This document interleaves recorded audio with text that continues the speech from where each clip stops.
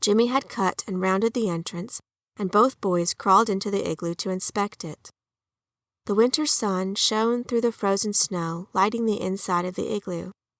Inside, their breath warmed the snow, forming a layer of ice.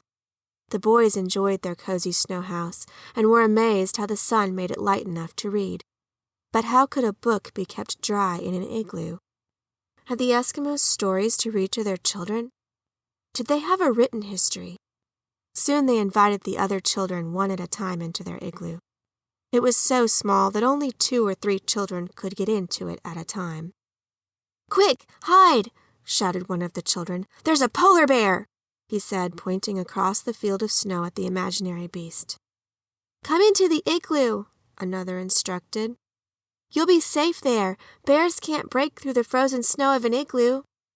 The idea sounded comforting, but there wasn't enough room for all of the children, so one picked up a stick for a spear. "I'll protect you," he said, thrusting his chest out fearlessly. "Kill that bear, and we'll have bear meat for supper," another instructed. "Will it be cooked or raw?"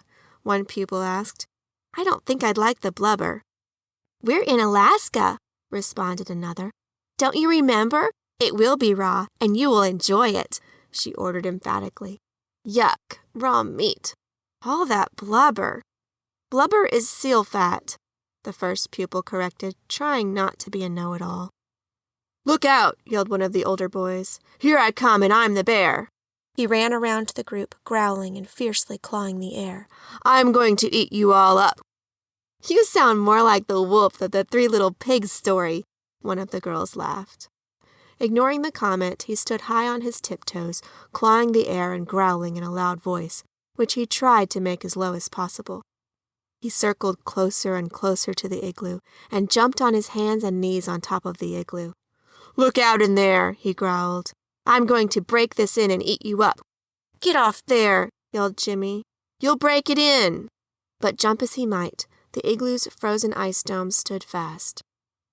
"Look, it's not breaking," the igloo builders cried almost in one voice. "Just look how strong it is."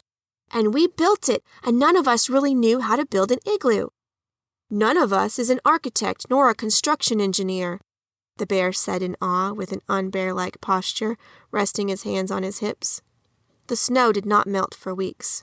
The winter remained cold, and the igloo did stand firm and strong. The pupils remodeled it daily during their noon hours and recesses. It changed from a simple snow fort igloo to a many-roomed igloo. Parents, riding by in their horse-drawn sleds, slowed to inspect the work of the pupils. Jimmy's father wanted to see what his son had begun and climbed from the sleigh. He walked around the igloo nodding and mumbling. He bent over to look through the door. Then he got on his hands and knees to examine the interior of the igloo. Finally, he dropped to his stomach and crawled part way into the igloo, but was afraid he could not get turned around to crawl back out. Standing, he said, "That's some construction you have here." Then, patting the igloo, he said, "I'm real proud of this. I'll bet some of the Inuits' igloos aren't any finer, particularly on their first try." He placed an arm across his son's shoulders, and they walked toward the sleigh. "Your mother and I are very proud of you, son,"